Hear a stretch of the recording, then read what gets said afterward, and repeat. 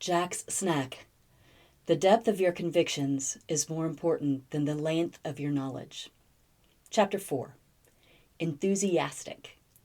Enthusiasm is a deal maker or a deal breaker. You may have all the financial backing, letters of recommendation, and beautiful marketing materials in the world, but if you lack enthusiasm, your resources may be money down the drain.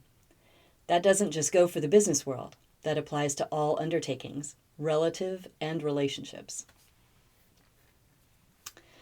Remember how excited you felt in the beginning of your current job, marriage, or when your child was born? The enthusiasm is truly the wind beneath your wings, the ability to picture the positive possibilities and feel happy and energized by your word picture, is a spark of gold that brings light, hope, and joy to any undertaking. 1 decade later. Today, more than ever, all buying decisions are based on emotion and justified with logic. You'll read this throughout the book, and I can't emphasize that point too much. Having started my professional sales career with a computer company, then later moving to a software company, post-IBM, and finally joining a digital marketing communications firm, I experienced numerous business cultures that emphasized technology, intellectual property, and the strategy of selling to technocrats or engineers. The feat is possible, but often more difficult and time-consuming. Sales isn't rocket science, it's neuroscience. We'll expand on that thought later. The word enthusiasm comes from the Greek word enthusiasmos, or entheos, meaning the God within. Do you share your enthusiasm? Nothing inspires purchasing decisions more than you sharing your deep conviction for your company, service, or product. In fact, the word inspire has Latin roots inspirare. In plus spirare, breath, or breathe, related to spiritus, breath of life. If you sell the heart, the mind will follow. It's not the other way around. Today, science will support this premise. Going within. Canceled? I don't think so. What's the point of being enthusiastic? Doesn't it make you a bit of a pain in the world of deadpan pragmatists? The point is that enthusiasm is a wave. It's a wave that carries you from disappointment to triumph. My story about enthusiasm has to do with two things that I am passionate about: radio, or the theater of the mind as I like to call it, and expanding one's influence. July 12th, 2003, a day of answered prayer. There must be something to the now famous prayer of Jabez, an obscure book in the Bible.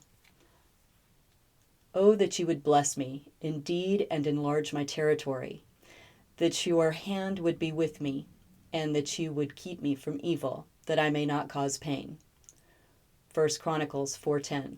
It is a memorable verse, though obscure, that often takes its place at the beginning of my daily recital. The difference that day, my radio show, Life's a Sales Call, was introduced on KSLR AM 630, The Word in South Texas. Talk about expanding my territory. I began broadcasting to 37 counties in South Texas and a population base of up to 4 million listeners. 4 million! Not that the entire population of South Texas listened to me every Saturday, but they could. As a latecomer to the 1-hour business talk radio show arena, my goal was to inform, educate, recognize, and entertain all who cared to tune in. I dreamed of being the Rush Limbaugh of business radio, with a nationally syndicated show reaching out to like souls, small and home business professionals mostly. Starting in July of 2003, every Saturday morning at 11 in the morning, I trekked into the San Antonio studio and delivered my message.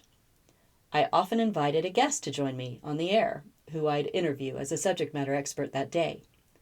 I am fond of saying the depth of one's convictions is more important than the length of one's knowledge. What that meant, as it applied to me, is that I did not even pretend to know all the answers. Nevertheless, I enthusiastically asked questions that penetrated to the heart of each topic. As the year progressed, I gained confidence and listeners and just knew that it was now only a matter of time before I was discovered. People called in, emailed, even wrote letters asking for transcripts of our shows. www.lifesasalescall.com. As we approached our first anniversary on the air with over 40 shows in the can, it was time to talk contract renewal. That's when I received the letter. It was from the new general manager of the station, thanking me for a great year on the air and informing me that the show, Life's a Sales Call, was not going to be renewed. Apparently, the Salem Radio Network Brain Trust were not as enthusiastic as I was about my future on radio. That's okay, because my enthusiasm carried me throughout that disappointment and onto a new opportunity. Can you say the Biz Radio Network, the sound of your money growing? Reaching out, changing lives with positive energy. I've never been a babysitter like him, ever. For several years, I was blessed to engage Steve Krellen as my 3 boys, 2 years apart, were growing up. Steve was one motivated teenager who enthusiastically threw himself into every situation, whether it was high school or promoting his babysitter services in the neighborhood we all lived in. Today, toward the end of our 2-year window, Steve was getting pretty popular with the neighbors, so we had to reserve him early. If you ask any of the boys at the time, who do you want to babysit? There'd be an immediate response in one breath, Steve! You see, Steve was all about making a difference, not making money. You could say that he was just plain enthusiastic about life and passionate about his clients. He led by example, always being more polite than his peers. What made him stand out? Steve was a true marketer. His between-gig visits to the house to see if Nick, Ross, or Will wanted to play. He'd bring gifts over on their birthdays. Steve wanted to be around our boys, and his enthusiasm for nurturing their relationship was contagious. Steve went on to finish a stint in the U.S. Coast Guard, married, and moved to California. For years thereafter, we'd get cards and letters from him. We'd stay in touch with his family, the Krellens, who resided in our neighborhood at the time. When the kids needed a role model, friend, or confidant, they would go see Steve. He touched my sons in ways few others ever have. For a couple of years, Steve was the gold standard by which all others were measured. We knew with certainty that our sons were better prepared for life after being draped in the enthusiastic blanket of their favorite babysitter, Steve. The next step. Enthusiasm in sales translates into genuine, sincere interest in your client. Stop the habit of talking about yourself. Be genuinely interested in learning about your client and in acknowledging them in creative, thoughtful ways. One practice that I have is to quickly gauge the energy level of my client and gear my energy level up or down to match theirs. There's a story of an expert salesman who received a lesson in the value of enthusiastic interest from his secretary. This individual had won numerous awards in his company and in his city as the top salesperson of the year for 2 years in a row. He is a low-keyed person who pays attention to what he's hearing and saying at all times. He has one passionate hobby, and that is revamping vintage sports cars. A television show about extreme makeovers of cars called Pimp My Ride is his all-time favorite show. One day, this man was sitting in his office when his secretary entered the room carrying a big box with a beautiful bow on top. He opened the card and read, "We think the world of you." Inside the box were 3 DVDs of the Pimp My Ride show, as well as the Pimp My Ride t-shirt. This veteran salesman was deeply impressed with the level of effort and that his secretary had gone to in order to give him such a meaningful and personal gift. Channel your enthusiasm into getting to know each of your clients so well that you know what their passions are in life. Then make it a point to personalize your conversations and gifts to them to show how enthusiastic you are about working with them. Building blocks to successful sales. I don't know about you, but the way that I can detect someone's interest in me and enthusiasm for knowing me is by observing how curious they are about me. Conversely, A potential client is going to pick up on your interest in them if you are genuinely curious. As you scan today's bestseller list, you'll find one of my recent favorite reads, A Curious Mind, The Secret to a Bigger Life by Brian Grazer. You may know him as the producer of A Beautiful Mind, Apollo 13, Splash, 8 Mile, and tons of others. He usually works in tandem with Ron Howard, aka Opie, who directs most of his films. Brian's premise: we are living in the golden age of curiosity, and his enthusiasm to talk to anyone and everyone opens a world of creativity and adventure. I loved the book. Being curious is a great way to get to know someone, and in the process, qualify him or her as a viable customer or not. While you want to be relaxed and human in your interactions with others, the more questions that you ask, specifically relating to them and their long-term needs, the more time you can save in the selling process. I told you about my lady friend who can tell how a man might treat her by how he treats himself. Well, this same friend makes a point of asking specific questions when she first meets a man, i.e., what sort of relationship do you have with your family? From his answers, she can decide if she wants to spend any more time with him. Sales is very much like dating. Why spend an hour having dinner when you can discern in 5 or 20 minutes that it's probably not a match? You want to find out 4 things from your potential customer. What are their primary needs? What is their decision-making process? From who else are they considering purchasing? And what concerns do they have that you haven't discussed? The time that you invest learning about a potential customer's wants and needs sends them a signal that the buying process is a collaborative one. You are discovering exactly what they need, and perhaps you can provide that product or service to them. Regardless, they will know that your goal is to help them get the best solution, not to simply sell your product and separate them from their money. I had a potential client call me the other day. After we talked for a few minutes, I realized that my client needed someone with a very specific kind of real estate background. I was quickly able to refer her to a friend of mine and didn't waste any time at all. I demonstrated our NEER marketing strategy, network of existing economic relationships, while supporting a colleague, created a referral opportunity while learning a little bit more about a niche market of which I was totally unaware. These days, I like to think that I can talk to someone for about 5 minutes and tell you whether they are an amiable, expressive, analytical, or driver personality. Each personality type has a different level of emotional expression, assertiveness, and interest in human interaction.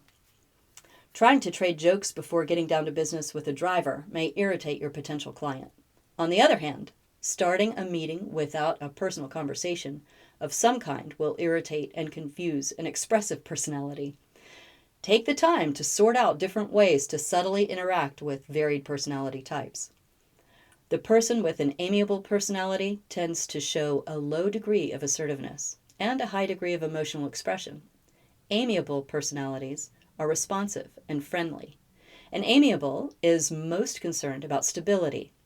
Knowing that your potential client has an amiable personality will allow you to address stability first with them. It will also allow you to gear your own emotional expression up and your level of assertiveness down.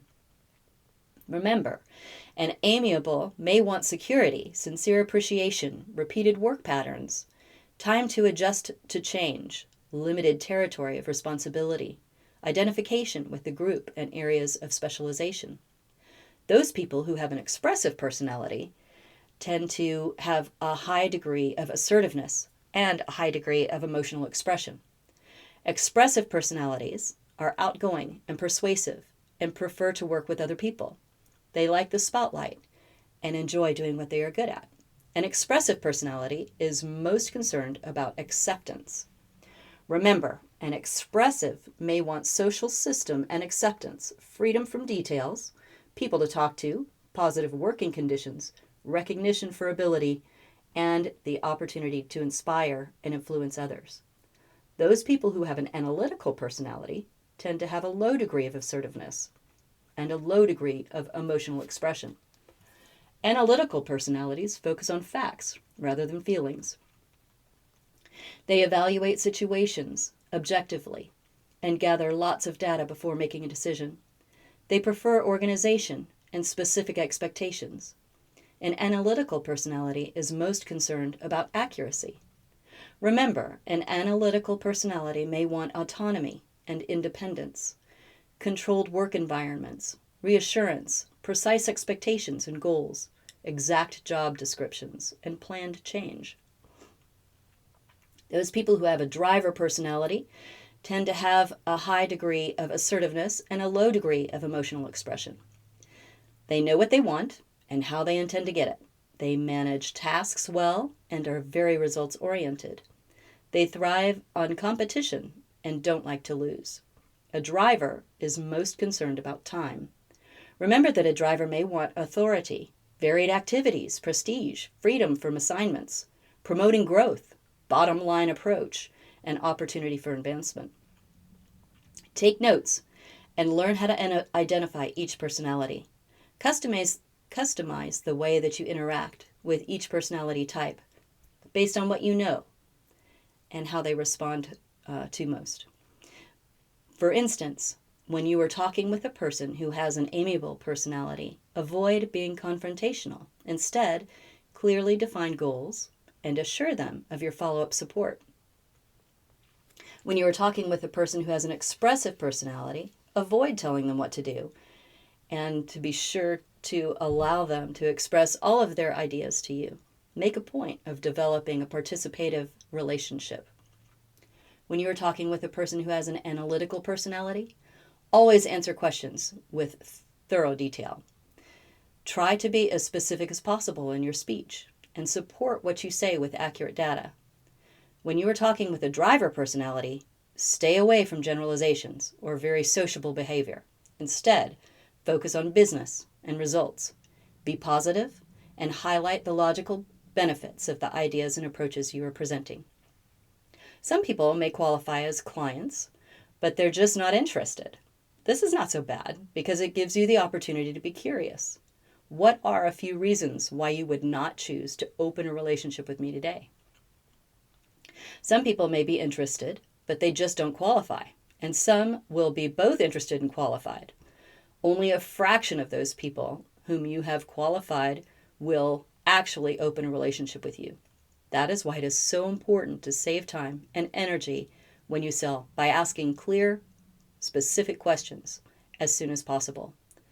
Here are a few that I find helpful to me. What sort of budget are you working with? Who makes the decisions in your organization? What alternatives are you considering? You get the idea. Here's one of my favorites. What is the likelihood of you establishing a long-term, mutually beneficial, prosperous relationship with me?